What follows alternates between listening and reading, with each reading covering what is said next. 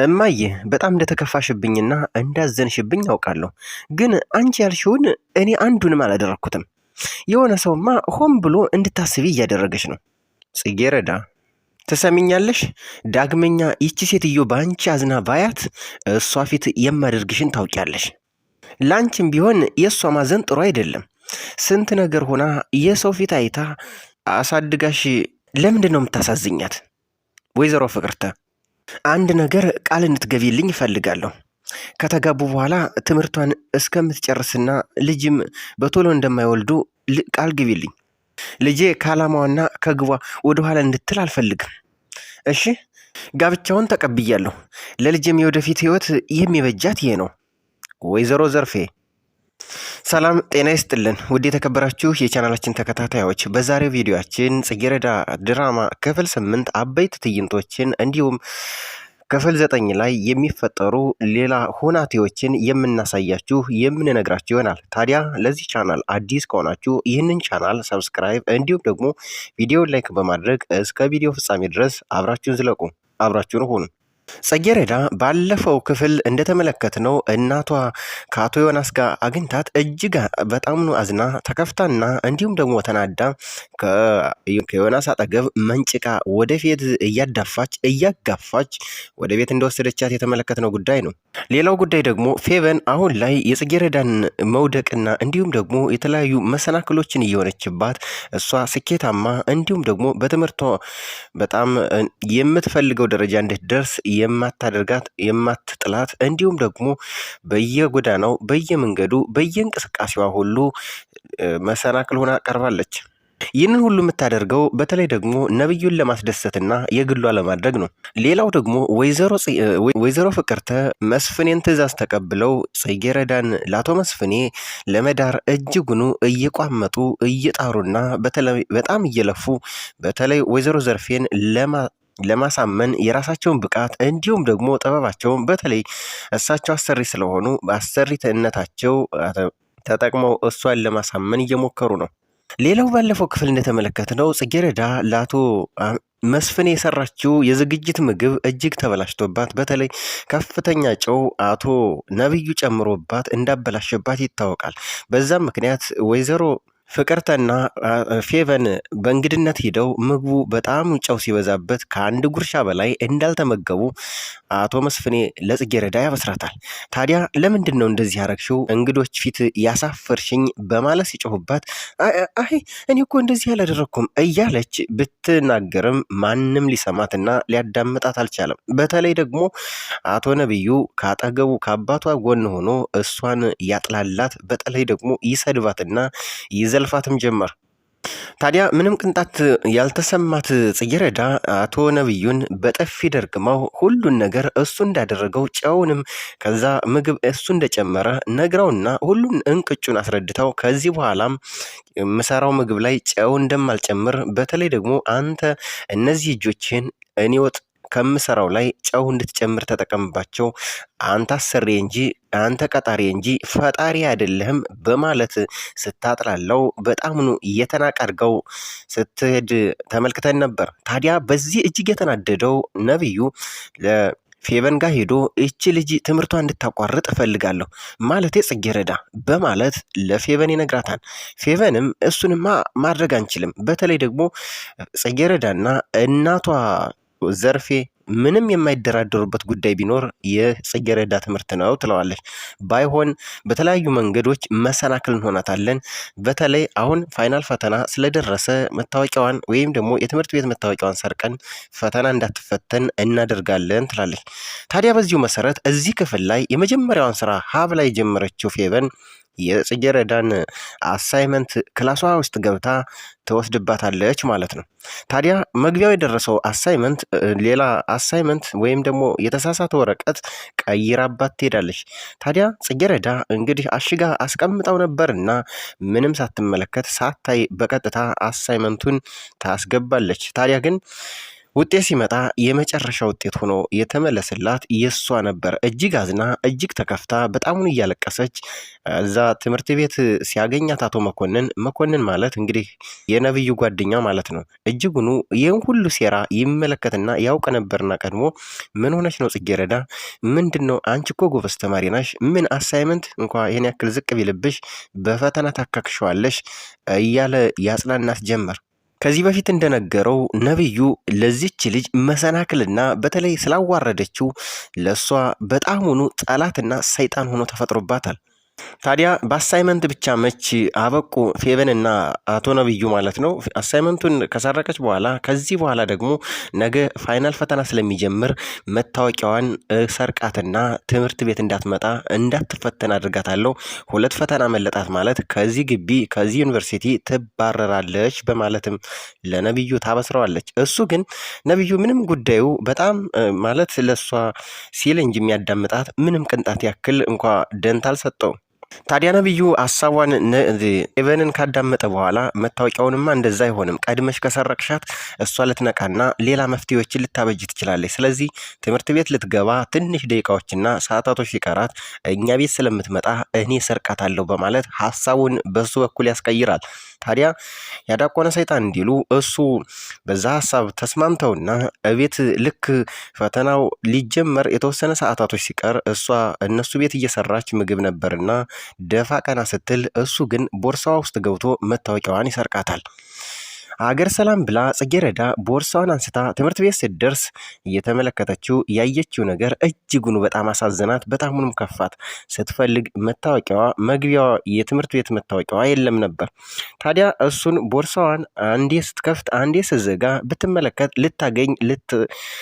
እንግዲህ ልታገኘው ባለመቻሏ የውሃ ሽታ በመሆኑ እጅግ አዘነች። በጣሙኑ ፈተና ሊያመልጣት ስለሆነ ጽጌረዳ ተረጋጊ፣ ውሸት ነው በይ እያለች ራሷን እንኳ ማመን አቃታት።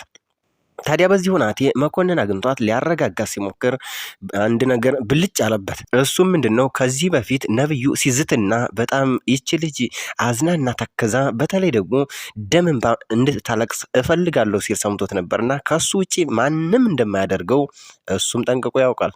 ታዲያ ጽጌረዳን አረጋግቶ አሁን ላይ ትምህርት ቤት ለመግባት በተለይ ጥበቃዎችን እየተለማመጡ ይገኛሉ። ታዲያ እሷ አሁን በዚህ ላይ እንግዲህ ትግባ አትግባ የምናውቀው ነገር የለም።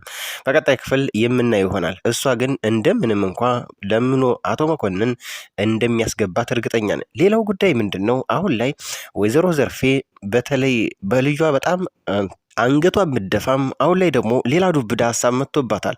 በወይዘሮ ፍቅርተ በኩል እንግዲህ ጽጌረዳ አቶ መስፍኔ እንድታገባ የሚገፋፋ አሁን ላይ እየባለገች ትምህርት ቤትም የተለያዩ ወንዶችን እየቀያየረች እንደሆነ የውሸት ወሬ ለሷ ሲሰጧት እሷ አሁን አዝና በጣም ሁኑ ተናዳ አንገቷን ደፍታ ወይዘሮ ዘርፌም በልጇ አፍራ ትገኛለች።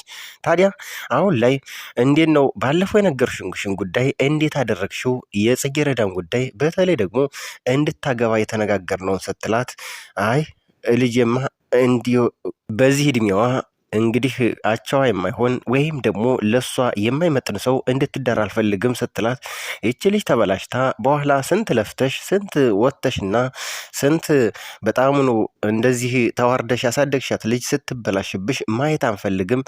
ታዲያ አንቺ የምትፈልጊ አይመስለኝም። ስለዚህ የምታገባው ሰው እኮ በጣም ሀብታም ለሷ ጥሩ የሆነ ነው በማለት ስታሳምናት ወይዘሮ ዘርፌን በሀሳቡ ምንም እንኳ ደስተኛ ባትሆንም እንግዲህ ተስማምታ እንደዚህ እየተነጋገሩ ባለበት ሰዓት እንግዲህ ጽጌረዳ ትመጣለች። ታዲያ የጽጌረዳን መምጣት ተመልክታ ወይዘሮ ፍቅርተ እንዲህ ስትልም መለሰች።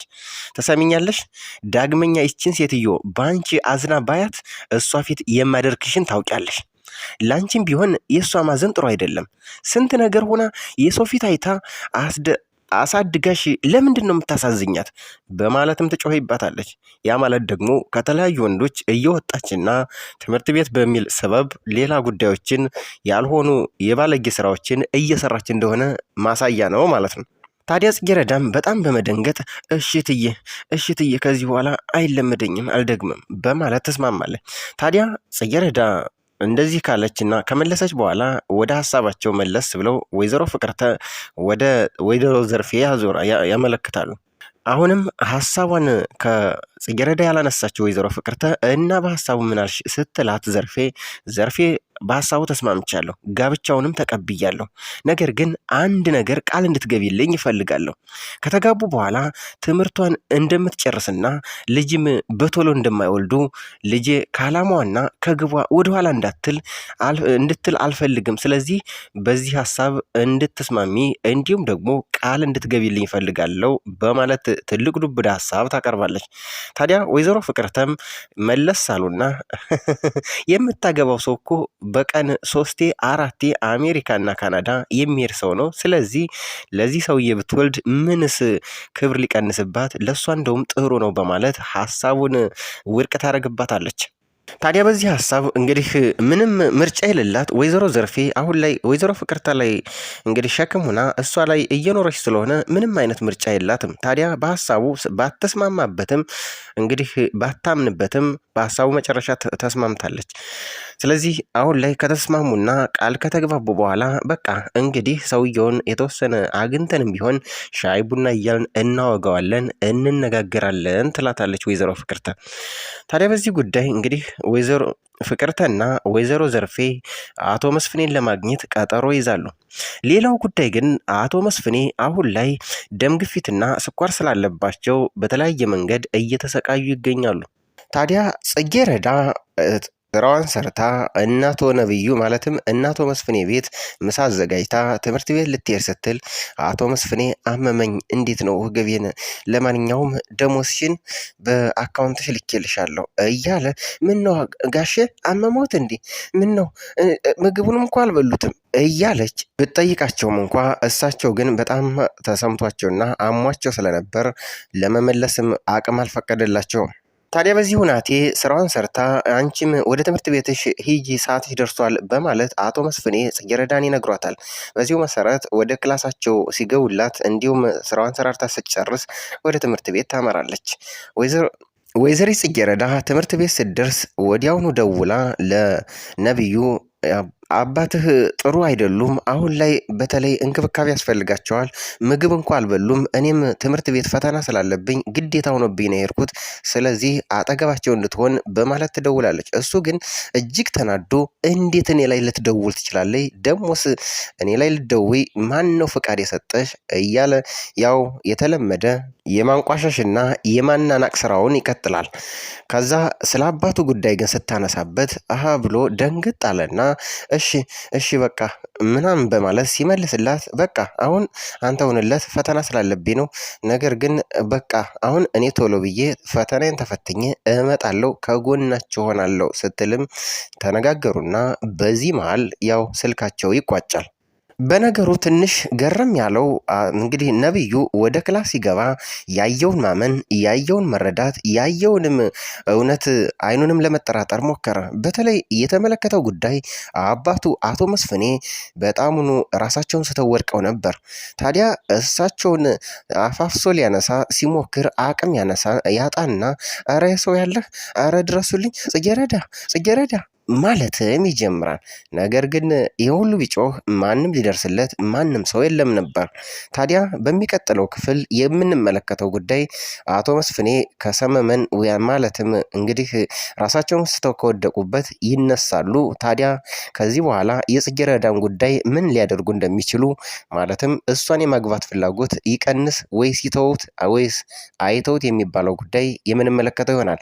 በተለይ ይህንን ለማድረግ ደግሞ የግዴታ ከወይዘሮ ፍቅርተ ጋር መገናኘትና እንዲሁም ወይዘሮ ዘርፌን ማግኘት ይኖርባቸዋል። ነገር ግን እነዚህ ከታመሙ ምን እንደሚፈጠር በቀጣይ ክፍል እናየዋለን። ሌላው ጉዳይ በቀጣይ ክፍል 9 የምንመለከተው የጽጌረዳ ጉዳይ ነው። አሁን ላይ ብዙ መሰናክሎች፣ ብዙ ፈተናዎች እየደረሰባት ያለው ፈተናዋ ሳትፈተን ከቀረች እጅግ ሌላ የማትወጣው የአይምሮ ጭንቀት ውስጥ እንደምትገባ ምንም ጥርጥር የለውም። ፈተናዋ ትምህርቷ ማለት ለእሷ የመጨረሻ የህይወት እስትንፋሷ ማለት ነው። ይህንን ካጣች እጅግ ብዙ ነገሮቿ፣ ብዙ ህልሞቿ እንደማይሳኩ ስለምታስብ ራሷንም ልትጎዳ እንዲሁም ደግሞ ተስፋ ልትቆርጥም ትችላለች። ታዲያ ነብዩስ በዚህ ልክ አሁን መልካምነቷን ተረድቷል። እንግዲህ ጭካኔውን በዚህ ይቀጥል አይቀጥል የሚለው የምንመለከተው ጉዳይ ይሆናል። ታዲያ እናንተ ውድ ተመልካቾቻችን በቀጣይ ክፍል ምን እንደሚፈጠር የምታስቡትን ወይም ደግሞ አእምሯችሁ ላይ ያለውን ሀሳብ በኮሜንት ቦክስ እየገለጻችሁ ይህንን ቻናል ሰብስክራይብ ካላደርጋችሁ ሰብስክራይብ እንዲሁም ደግሞ ቪዲዮን ላይክ በማድረግ እስከ ቪዲዮ ፍጻሜ ድረስ አብራችሁን ስለቆያችሁ ከልብ እያመሰገን የዛሬ